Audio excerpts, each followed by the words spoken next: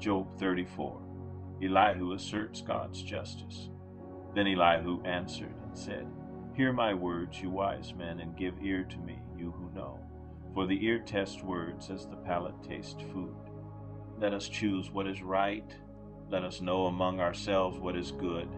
For Job has said, I am in the right, and God has taken away my right. In spite of my right, I am counted a liar. My wound is incurable, though I am without transgression. What man is like Job, who drinks up scoffing like water, who travels in company with evildoers and walks with wicked men?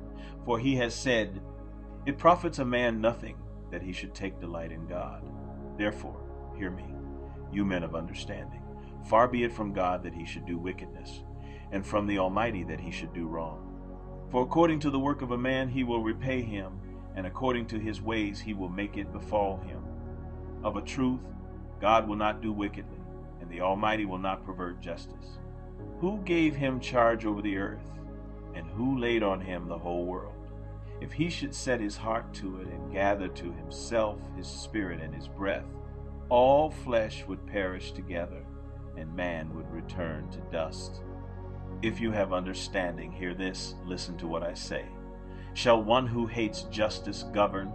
Will you condemn him who is righteous and mighty, who says to a king, worthless one, and to nobles, wicked man, who shows no partiality to princes, nor regards the rich more than the poor, for they are all the work of his hands. In a moment they die. At midnight the people are shaken and pass away, and the mighty are taken away by no human hand. For his eyes are on the ways of a man, and he sees all his steps. There is no gloom or deep darkness where evildoers may hide themselves. For God has no need to consider a man further, that he should go before God in judgment. He shatters the mighty without investigation and sets others in their place. Thus, knowing their works, he overturns them in the night, and they are crushed. He strikes them for their wickedness in a place for all to see, because they turned aside from following him and had no regard for any of his ways, so that they caused the cry of the poor to come to him, and he heard the cry of the afflicted. When he is quiet, who can condemn? When he hides his face, who can behold him?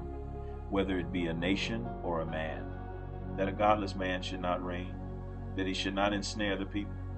For has anyone said to God, I have borne punishment, I will not offend any more. Teach me what I do not see. If I have done iniquity, I will do it no more. Will he then make repayment to suit you, because you reject it? For you must choose, and not I. Therefore declare what you know. Men of understanding will say to me, and the wise man who hears me will say, Job speaks without knowledge, his words are without insight. Would that Job were tried to the end, because he answers like wicked men. For he adds rebellion to his sin. He claps his hands among us and multiplies his words against God. Job 35. Elihu condemns Job. And Elihu answered and said, Do you think this to be just? Do you say it is my right before God that you ask, what advantage have I? How am I better off than if I had sinned? I will answer you and your friends with you. Look at the heavens and see, and behold the clouds which are higher than you. If you have sinned, what do you accomplish against him? And if your transgressions are multiplied, what do you do to him? If you are righteous, what do you give to him? Or what does he receive from your hand? Your wickedness concerns a man like yourself, and your righteousness a son of man. Because of the multitude of oppressions, people cry out. They call for help because of the arm of the mighty. But none says, Where is God my Maker, who gives songs in the night, who teaches us more than the beasts of the earth, and makes us wiser than the birds of the heavens? There they cry out, but he does not answer, because of the pride of evil men. Surely God does not hear an empty cry, nor does the Almighty regard it. How much less when you say that you do not see him, that the case is before him, and you are waiting for him. And now, Because his anger does not punish, and he does not take much note of transgression, Job opens his mouth in empty talk. He multiplies words without knowledge. Job 36. Elihu extols God's greatness. And Elihu continued and said, "Bear with me a little, and I will show you, for I have yet something to say on God's behalf. I will get my knowledge from afar and ascribe righteousness to my Maker. For truly my words are not false. One who is perfect in knowledge is with you. Behold, God is mighty, and does not despise any. He is mighty in strength of understanding. He does not keep the wicked alive, but gives the afflicted their right. He does not withdraw his eyes from the righteous, but with kings on the throne he sets them forever, and they are exalted. And if they are bound in chains and caught in the cords of affliction, then he declares to them their work and their transgressions, that they are behaving arrogantly. He opens their ears to instruction and commands that they return from iniquity. If they listen and serve him, they complete their days in prosperity and their years in pleasantness. But if they do not listen, they perish by the sword and die without knowledge. The godless in heart cherish anger. They do not cry for help when he binds them. They die in youth, and their life ends among the cult prostitutes. He delivers the afflicted by their affliction and opens their ear by adversity. He also allured you out of distress into a broad place where there was no cramping, and what was set on your table was full of fatness. But you are full of the judgment on the wicked. Judgment and justice seize you. Beware lest wrath entice you into scoffing, and let not the greatness of the ransom turn you aside. Will your cry for help avail to keep you from distress, or all the force of your strength? Do not long for the night, when peoples vanish in their place. Take care, do not turn to iniquity, for this you have chosen rather than affliction. Behold, God is exalted in his power. Who is a teacher like him? Who has prescribed for him his way, or who can say, you have done wrong? Remember to extol his work, of which men have sung. All mankind has looked on it. Man beholds it from afar. Behold, God is great, and we know him not. The number of his years is unsearchable. For he draws up the drops of water, they distill his mist and rain, which the skies pour down and drop on mankind abundantly.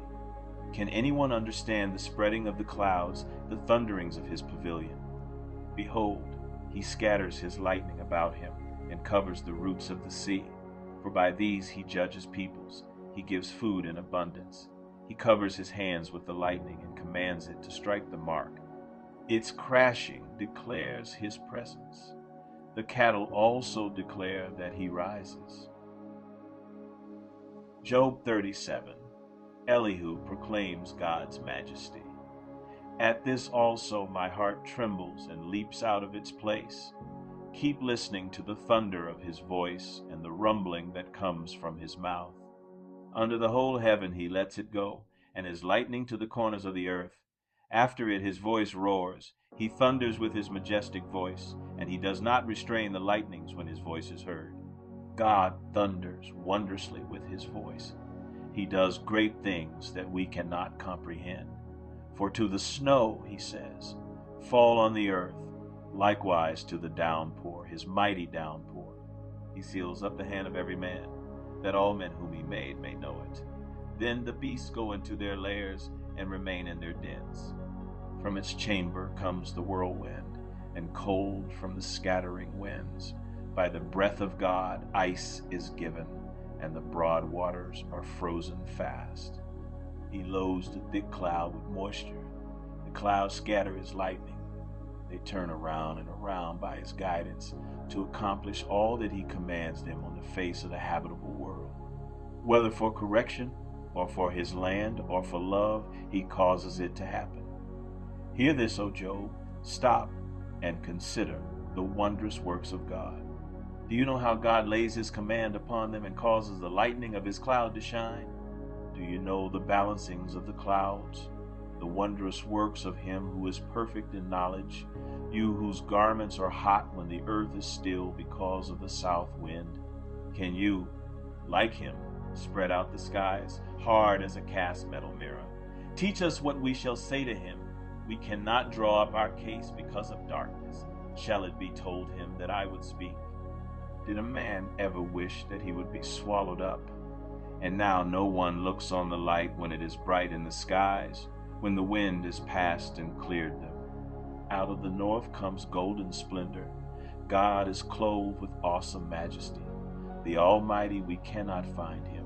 He is great in power, justice, and abundant righteousness he will not violate. Therefore men fear him. He does not regard any who are wise in their own conceit.